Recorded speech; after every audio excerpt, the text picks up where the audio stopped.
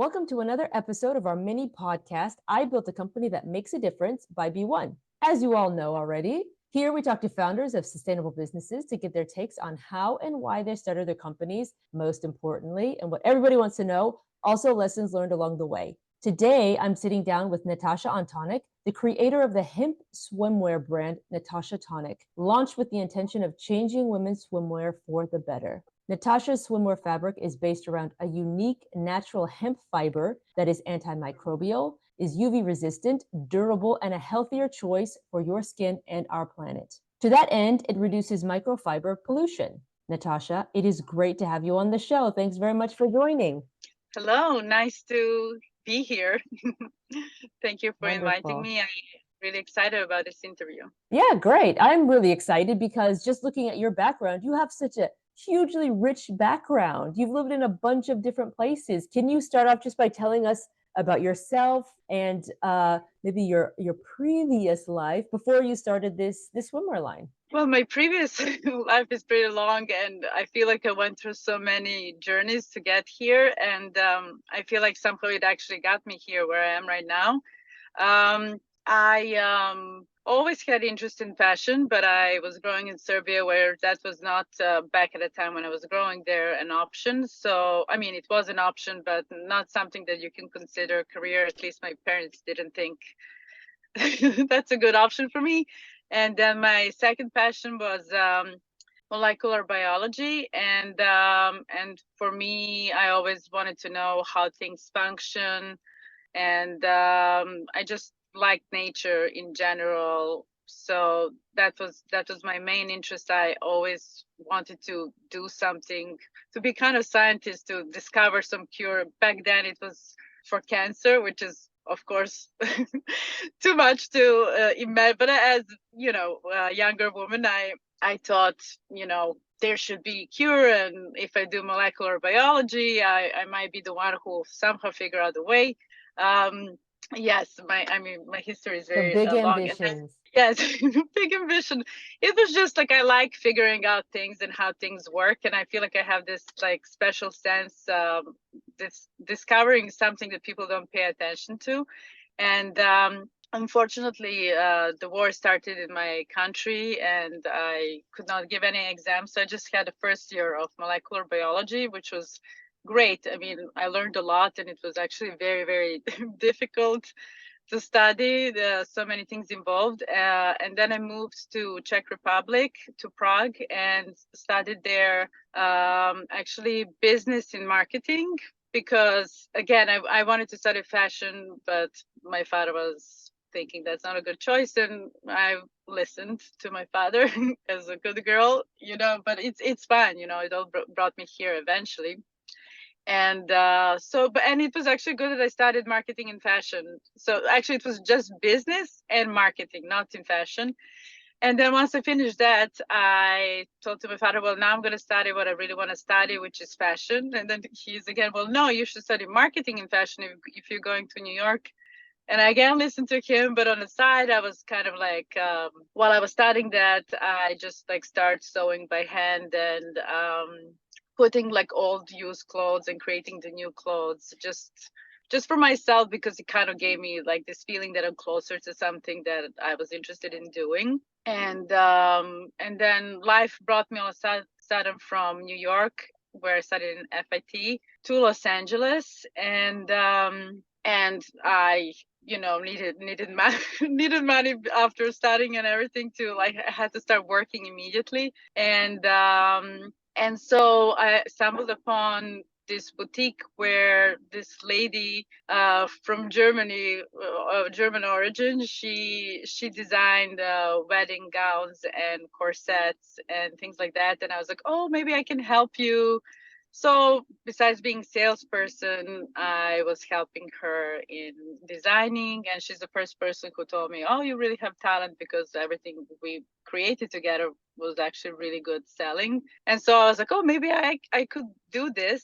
But anyway, long story. After that, because I was also good in sales, I just was doing sales in fashion, and sold many clothes for really high end designers like Anna Sui, and yeah, who else? Bia, I don't know. So but it was not my real passion. And I Even was though you were trying some. working in fashion, selling other people's fashions did not set your heart on fire. Well, no, I mean, I enjoyed it, and I always like to bring something to whatever I do. Like I was passionate about doing it, but I truly, something inside of me was like, I could do this, which I didn't know how, because I never really went to designing school. I went marketing and fashion, and I was always around the fashion and always studying on my own. How do you do this? And eventually one of the showroom owners wanted to create this clothing brand, and she said, do you want to help? And I was like, sure. So just like helping the designer that she was working with. And in my head, I was like, oh my God, I can. It was so easy for me, like, to see like what I need to do, while they were like brain, like it was like a brain surgery. So I was like, oh my God, it just comes easy for me.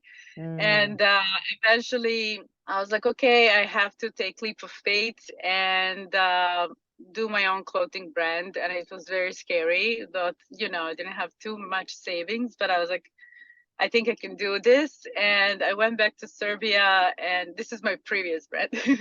I went back to when I was designing jackets, shirts, coats. It was not swimwear at all. And so I went back to Serbia, and I talked to some pattern designers. We made some patterns, and then the brand started, and it was also a sustainable brand. I just took all the fabrics that were already used from the Uh-huh. mills in Serbia, and I created this like jacket that just really sold amazing. Two Wow. jackets, yeah. And so that was fun. I even sold to Urban Outfitters back in the day as a sustainable brand, and didn't want to change the fabric that I'm using or anything. Like, and then I got pregnant. And so, but always in the back of my head, I was like, I want to make the swimwear. I stumbled upon the fabric that I was like, this should be swimwear fabric that's not polyester. I never liked polyester. So when I got pregnant, I decided I'm gonna stop and just like focus on. Actually, I didn't stop. I actually worked throughout this whole pregnancy. But once I delivered my baby, I decided I'm just gonna dedicate 6 months just for my son, because again, I was learning that it's really important. The first year of kids' life is the most important to build, secure child. And I was like, I can do this. And at that time, let's go back. When I was pregnant, I was also learning which kind of lotions to put on my body, because, as I was expanding, I just wanted to make sure that everything I use is very healthy, because Mm-hmm. from molecular biology, I knew like skin is our largest organ, and we, Mm-hmm. can receive many things through the skin. Mm-hmm. And so I was wondering, how does the lotion that I put on my body affects my son? So that I was reading more and more. And I used to live in downtown Los Angeles, where on top of the building there was pools. So I also wanted to expose myself to vitamin D, So I wanted Mm-hmm. everything to be healthy, but not too much, Sam. But as you can see, I overthink things a little bit or a lot. And so then I was like, okay, so this is how long I should be exposed in the sun. But what about the bikini that I'm wearing? It's made out of polyester, like, and I'm like, how good Mm-hmm. can that be? And I'm Mm. like, isn't that like a plastic? And I was like, let me check. And then I started researching on the internet, and I was like, oh yeah, basically I'm wearing plastic on my body. And it was researching the melting point of polyester and how fast it actually starts leaching and like releasing the chemicals. And then from my knowledge of dyeing fabrics, I knew that like harsher dyes need to be used in order to stick to polyester, and different for natural fibers. And I was like, okay, oh my God, not to overthink it, but I was like, this is not good. This is around me. And I think I should make that bikini that I always wanted to make from that fabric. And back then, for decades, it was only polyester, nylon, or polyamide for swimmer. And I was like, I have to make this. So during pregnancy and after pregnancy, I was slowly just making the pattern on my own, not telling anyone because I was worried that people would think I'm crazy making swimwear out of hemp fabric back then in 2017. That would be ridiculous, and it was. And so once I made it and I said to all of my friends, oh, I'm going back in business, I'm making camp swimwear, some people were making fun of me like, oh, can you eat it too? And I was like, sure, if you want to, so I was kind of embarrassed. And then I had to put it through all the tests because I was worried, like, I'm like, maybe there is a reason why people are not making it out of this fabric. I mean, it's been there for centuries, hemp. And but also knowing I'm half Croatian, like being by the beach, all the boats were tied with ropes made out of hemp, for centuries. And so it's like, if that can survive in seawater, why it wouldn't survive also in ocean? And then my only fear was like, maybe chlorine is the problem. Mm-hmm. And so then I tested it in the pool and it was totally fine. And then another fear was like, oh, jacuzzi, the temperatures. No, it's actually more resilient than polyester because, it could actually handle better high temperatures than polyester can. That's why you cannot put polyester in a dryer for a Yeah, long the time. the melting temperature is so low for anything. If you've ever, and we all have, had tried to iron a polyester shirt and it melts immediately, you think, oh my God, the melting temperature for polyester is so low. It's so low, and that's why I was like thinking, what if you're exposed in the sun for so many hours, which we usually are when we go to the beach, and then that heat, the sun is not necessarily very low, and then you're just sitting in heat and you're sweating, and this bad chemicals are going into your pores that open because you're hot. And so I was like, this is not good. And I was like, I need to tell someone about this. This is very bad. Why even we have to figure out a way how to make something different. And in my head is like, polyester is giving us cancer, and we wear it every day and it gives us cancer on a daily basis, and we just wear it and nobody even talks about this. So I start talking about it and people are like, yeah. And I was like, I just think it gives us cancer. And they're like, well, how do you have proof? And I was like, okay, well, so I was trying to connect with people, and then not only that, but there was a talk about microplastic pollution, but also even back then in 2017, not that much, but I knew about that, but nobody was talking about microfiber pollution. It was just like, if you know, nonprofit organization, Five Jars, they start doing research, and there was a little mention on their website. I was like, oh, finally somebody. And I was like, this is good because I need to, who am I to say, oh, buy my product because it's better for you? Of course, everybody would say that, I'm like, I need some kind of scientific proof of this. So I connected with Five Jars, and yeah,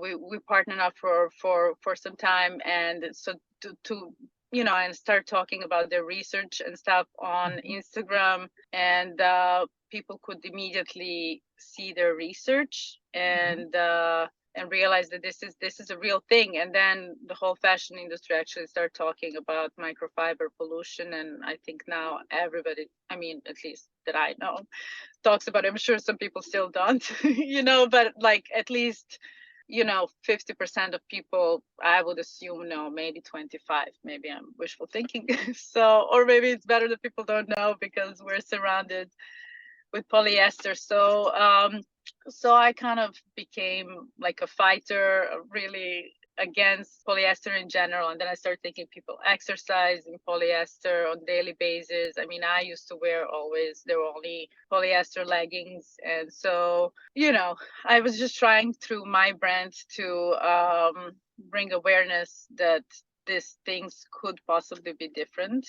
And I really feel like a lot of things change now. There are many more companies that make fabric that are focusing on making natural fibers and natural based fabric. So I think it is changing towards better, and people are more aware and they more demand this kind of things, and they are more aware of like which kind of dyes we use when we color the fabric, and what goes into the environment every time you dye fabric. So basically, yes. Well, we have our B1 community is super active. the entrepreneurs that we talk a lot about microplastics and these pollutants, not only for the world, but that are we're ingesting, that are going in our bodies. I haven't had so many conversations about the dangers of the dyes that we're using. So I'm super interested to hear a little bit more about that. But I think you're right. The whole conversation around the dangers of, first of all of the places that microplastics exist, all of the places that we can ingest it into our bodies. It's much more of a, well, it's scary as hell, but it's much more of a mainstream conversation. And then alternatives. That's such a burgeoning conversation right now. And as you said, consumers are looking for alternatives because it's becoming commonplace, which is fantastic to see. That's not It's a kind of a phenomenon that's not that old, actually. As you said, when you were starting your brand just a few years ago, it was not a commonplace conversation. And now it is more and more, especially with young people. I love talking to young people because for them, it's just a no-brainer. It's like, Yeah. why are we even talking about whether this is or is not dangerous? The answer is it is. And then the conversation should be, what should we do about it? And I love that about young people. They're like several steps ahead of us.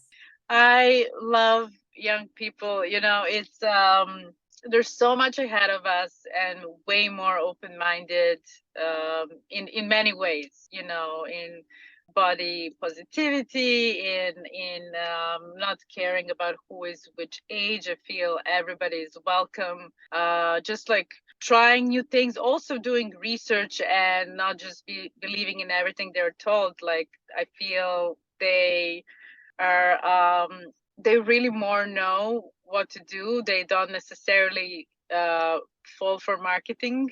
I mean, some people still do, obviously, because it is kind of subconscious marketing, but they do the research and they're not afraid to ask. And I think because of younger people, the industry really is changing, and all the people and the old system has to and is trying to catch up and figure out the way, because all of a sudden, from everything is recycled and everything is made from rescued bottles in the ocean, and this, like, I mean, it is, but then you do a research and it's like the bottles can be made from the rescued bottles. We don't need to make polyester swimwear that will go into garbage after you wear it like 3 times.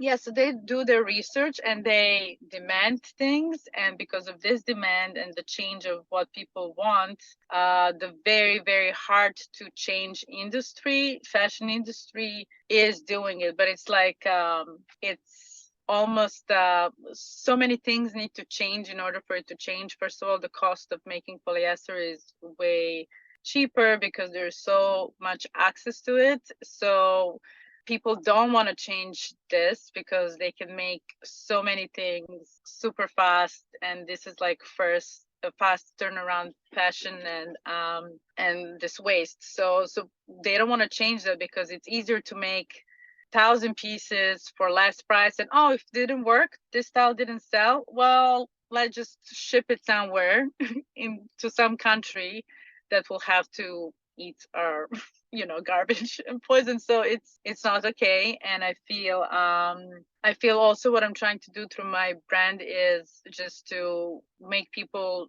really choose wisely what they want to buy and really treat it as like a long-term relationship. So it's choose your partner, choose your outfit, right? Something that you really want and you can wear it and you don't mind when it's changing a little bit of shape, and this, it gives it a little bit of character, fix it here and there if there is a problem, and so yeah, just have connection with what you're wearing, and you will feel more special when you wear something that you really, really like than something that you bought because it's like just super cheap, and it was right there in your face because it was marketed to you a million times. So yeah. And speaking of materials, how do you source your materials? Because now we're a few years on from when you stumbled across the hemp fabric before. How do you source your materials? Yeah, so I always source my materials here in Los Angeles, but back in the day, and even now, it's actually made very little in Los Angeles. But back in the day, it was only made in China, but it was from the source that I really believe, and I bought the fabric forever. And I always like to know who I'm buying my fabric from, or anything Sure. for Mm-hmm. that matter. They have to be good people. They have to treat people right. So it's all the important things when I have to put face to face to see who is the person that I work with. And so this was the person, and still is the person, that has his own company in China that plants his own hemp on organic Oh fields. So wow! I So knew like cultivates from planting all the way to the material. the material. Wow. So like he showed me the people who worked on the field, the photos, how it's made, how it's like by hand removed and stuff. Obviously, even since then, his company grew into many amazing things, which is not only working with he uses every part of the hemp that grows, so nothing really goes to waste, like from making like hemp plastic, if you've heard about it, which is again Never. I've never heard of hemp plastic. hemp plastic, and then hemp walls for building the house, and then all the stuffing that goes into pillows also hemp fiber. So everything is used, and that's what I feel great about it and about him. Like I know where it comes from, and now he actually plants everything here in California, the new plants, um, and he actually applied for Guinness World Record for the highest hemp plant, which he had. But believe it or not, they said that they cannot put him in the book because the hemp is still like the plant, even though he plants industrial hemp only, which is different than marijuana. Like he like they cannot put it in the book because how hemp was banned from United States, so there's still many things about hemp that is like Ah. considered like bad or good, and so he didn't end up being in the book because of that. So anyway, so right now I went to the field where it's again planted. As I say, I like to know everything from where what comes, and it's amazing field. I took some photos. I need to post. I never have time to post things because I don't know. I do many made to order things, and really takes up my time. Because I like that personal connection with customer, being happy with what I make. And anyway, so now part of his fabric is produced here in Los Angeles and part still in China, which is great because the whole world can also have the access. So it's good. And hemp as a plant is really great and beneficial for soil. It cleans the soil from all the bad chemicals and also enriches the soil for future plants to be grown. So in a way, the more you plant it, the better it is for planet. Also for carbon dioxide, it's reducing it in the air, and more than actually forests. So in a way, I feel it's for me, I believe this is the plant and the way to go if we really want to clean the world from all the polluting things and actually enrich the soil, because how through now we're talking about agriculture, it's being damaged through all this pesticides and things that are put into the soil in order to grow even cotton. So anyway, I think it's the best plant that you can possibly use. And if you ask me, the more you grow it, it's one of the things that are actually better for our planet, rather than, oh no, we're growing too much hemp, industrial hemp. It's actually beneficial. And for all of us, including myself, I don't think maybe I've had a pair of shoes made out of hemp, maybe, but I'm not familiar with all of the different fabric production options that hemp can provide. What are the properties of hemp, and what does it look like and feel like? Does it stretch when it becomes your swimming suits, your swimwear? Does it rival polyester? Does it look and feel very unique and on its own? Like, oh, you would know, oh, like something like, oh, that's bamboo, that's made out of bamboo. Oh, this was made out of cotton, that's an easy one. Does hemp have its own special properties that you could really quickly identify, or what is it like to work with hemp? Okay, so I'll start with the visual difference between polyester and hemp, which is kind of my favorite difference visually. It kind of looks kind of like suede, but not like a thick suede. It kind of has that like a suede feeling. I don't know. It looks very natural, but very sturdy, which it is, and it doesn't stretch out. Mm-hmm. If anything, you can wear it as your lingerie or swimwear. Like it keeps the shape. That's not a problem at all. The color, however, after a certain while will fade, but that happens also with polyester in the sun, and it stays longer altogether as a fabric, even swimming in the pool. Like it doesn't thin out. It's very, very strong. And I think people usually worry that it will stretch out when you swim in it and you will look like you're wearing wet t-shirt or slouchy, but that's not the case at all. It really surprisingly is all there and nothing, it stays in shape. And what else I wanted to ask to tell you is it's UV resistant, Uh-huh. so it will actually naturally prevent you from getting sunburns. Obviously, where you wear it, not where you don't wear it. And I mean, it also depends how it's knitted, because obviously open loops will not necessarily prevent you from UV rays. Um, and then what else? It's what would I say? Already forget. Yeah, so antimicrobial. So it's you will not sweat that much in it as you would in polyester. It's breathable, so you will feel good and fresh all day long. And it has a cooling effect. I would say when I wear it, I like it when you come out of the ocean. Stays a little bit longer wet, but it's never like wet where it's like dripping, but it's just nice and cooling effects to keep your temperature cool while you're sun tanning, and it's not overwhelming, and it dries slightly slower than polyester, but not really that much. Now, depending, sometimes when I create design with 2 layers, it will take a little bit longer to dry, just like with polyester, with 2 layers rather than one.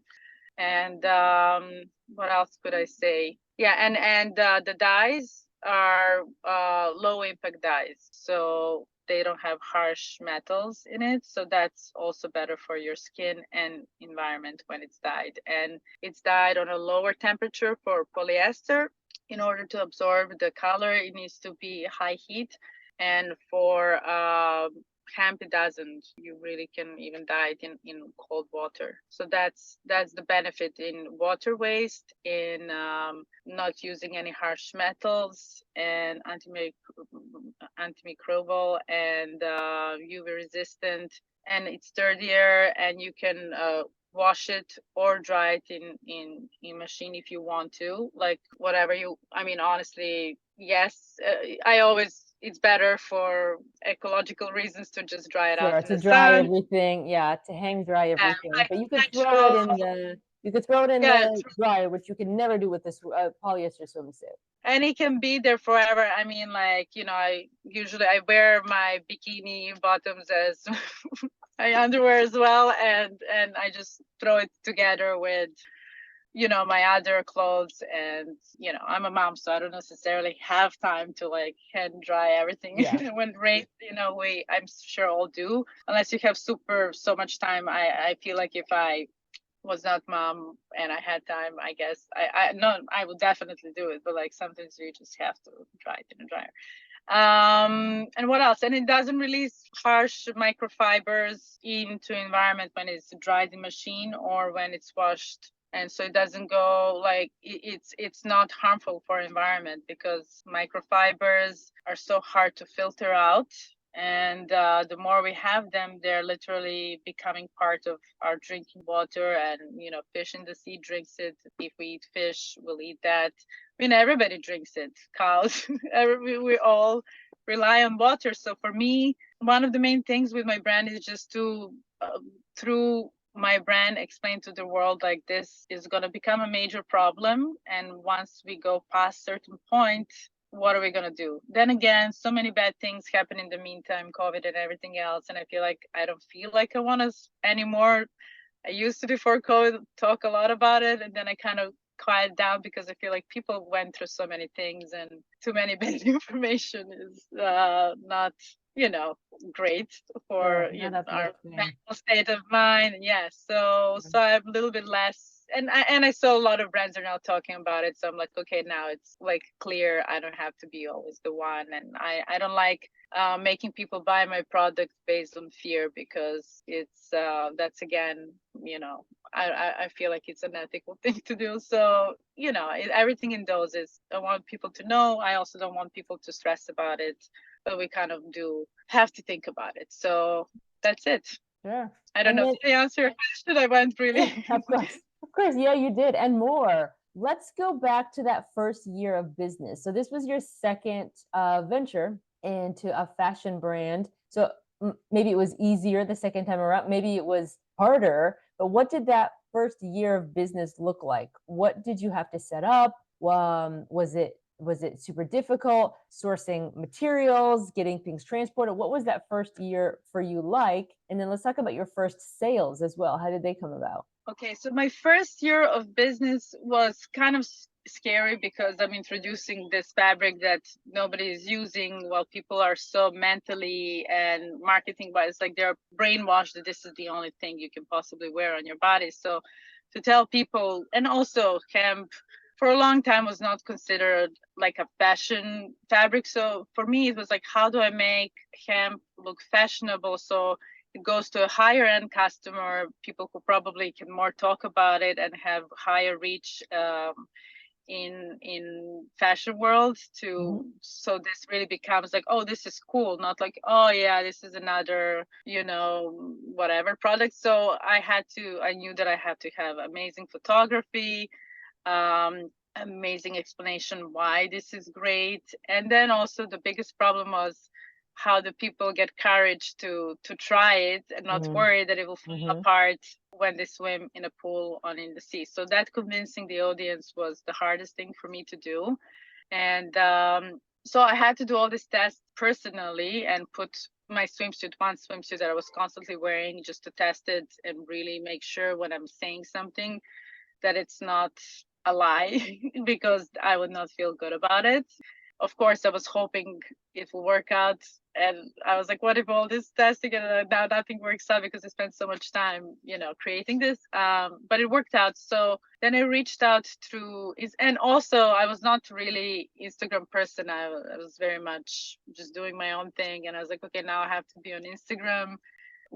I love Instagram, but like it actually connected me to so many people. And so I reached out to several people that I knew are really talking about ecological problems, and they were actually in England, not even here in America.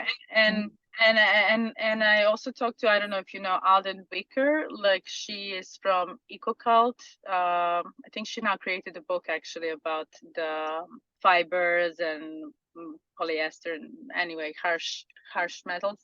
But so first I talk with people in UK, because they're younger girls and women, but young, and they had this whole group of followers that really care for environment. So out of nowhere, I was like, okay, I'm so embarrassed to reach out, but I did, and I said I have this product that I think it's amazing and people should focus on this, and I told them all the reasons why I think this is very important. And I was like, can you help me and say something about this? And they're like, definitely. So they really helped me out and start talking about it, and then a lot of people start paying attention because they believe in them. And so like that, I got some followers, but their first question was like, are you sure it's not going to fall apart? Are you sure it's not going to stretch out like a t-shirt?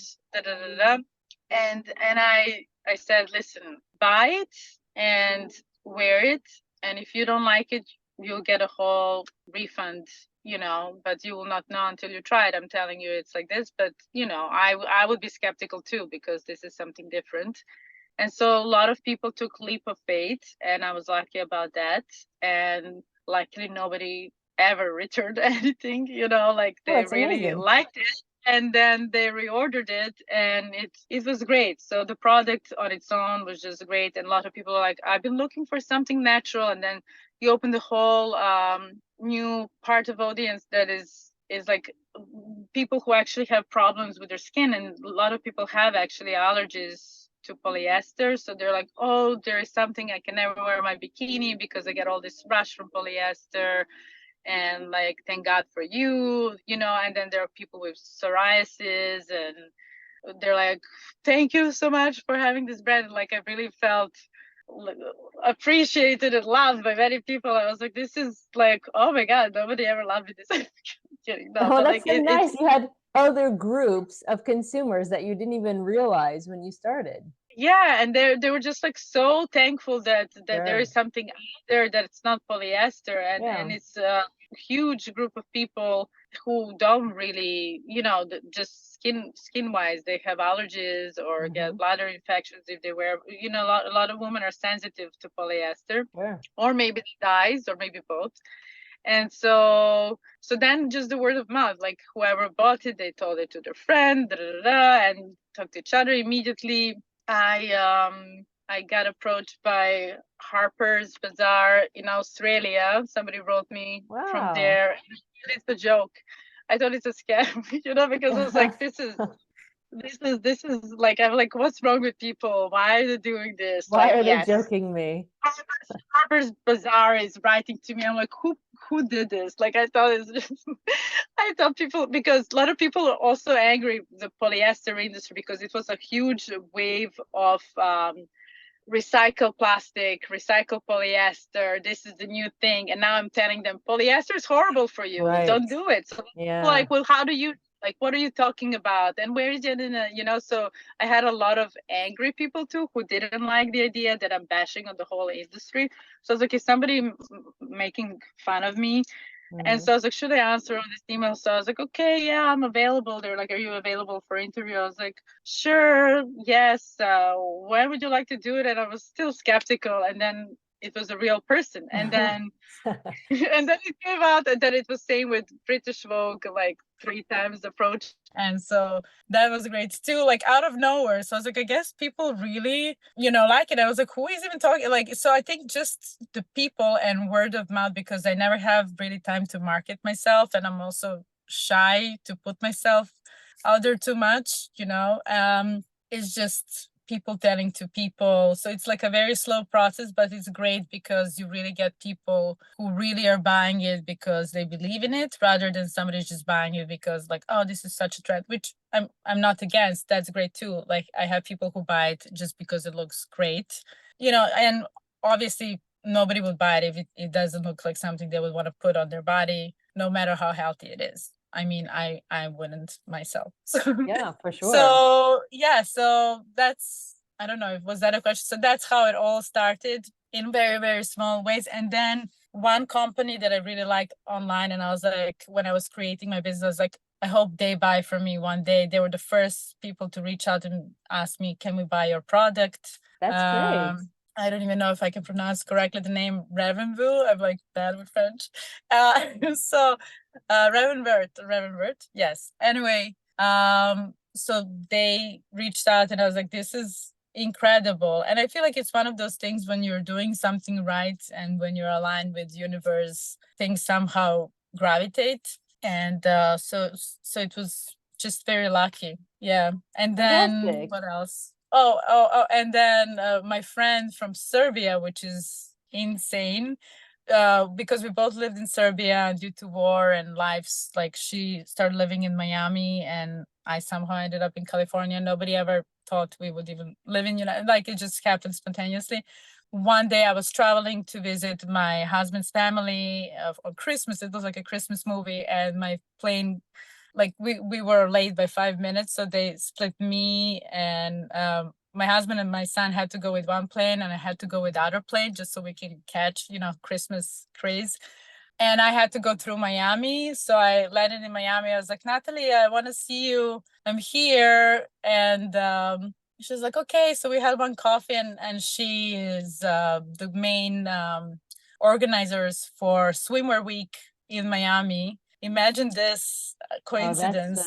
So she's, that's if a you know coincidence. Paraiso, it's the swim week in Miami, fashion swim week. So we're talking, and I just started a brand, and I was like, maybe one day I can do the fashion show, but like not really. She's like, why wouldn't you? And I was like, well, you think I can do it? She's like, well, yeah, sure, if you get ready, and so from that little detour, we organized, and we were like, okay, I'm doing fashion show next year. We're doing, and it's so all things just start connecting. So it was very lucky. But like I say, I think the reason why it's all working is because the universe and the planet needs to change. And I feel like that's why it's so lucky. Yeah. Amazing. Well, let's look ahead to 2024. We're still technically in Q1, although we're coming pretty close to the end of Q1. So for the rest of this year, what do you see as your biggest challenge for the rest of this year? Okay, my biggest challenge, and always has been my biggest challenge, is marketing. Even though I started marketing, it's like I don't like pushing things into people's spaces because I just, it's weird thing about me. But I'm realizing, and I always knew that I have to actually be in people's spaces. I have to put the ads, on Facebook and Instagram. I have to reach the wider realm of people to actually really be able to change the whole. My whole goal always been to change the whole industry into wearing plant-based swimwear instead of polyester, and not only swim but activewear too. So in order to do that, I need to start doing it, which means that I have to talk to people. I need to have somebody else who is doing it, because I really don't have time, because I also want to continue making made to order things, because it's just something that I like to do, and I think it's important that people can feel that personal touch to what I do. For me, that's like the part of my whole brand is customer, and people that wear it is the most important, and health of the planet. So, but I have to, because I don't have time, really. I'm always like, no, I'll do it, and I have time, and then always something else happens, or I get order again, like made to order. I was like, okay, I'll do it later. So I need to focus more on that, because if I want this to become a whole change of everything in the industry, I would have to do that. My only fear is, once things get very big, does it lose that essence of like, this cozy feeling of one of a kind connection with the customer? Because once you have too many customers, like I feel like I will not have that. So that's always, for me, that's challenging to to do or not to do, so it's, and I think that's why I create a lot of yin and yang pieces. It's like it has to go in between. It cannot just be one direction or another. There, like it kind of has to go like that. So I'm not worried about the time, but I think the time is very important because of the state of world at the moment, with all the wars, with all pollution coming from not only fashion, but now the bombs that are falling down. And for humanity, I feel like I have to do it, even though it's not my favorite part of it's not, even though I started that, it's not my favorite part of the business. So Right. yeah. So more marketing. Okay. Yeah. Okay. And then because a lot of our audience are entrepreneurs or aspiring entrepreneurs, would you just talk to us about maybe the biggest success that you feel you've had to date?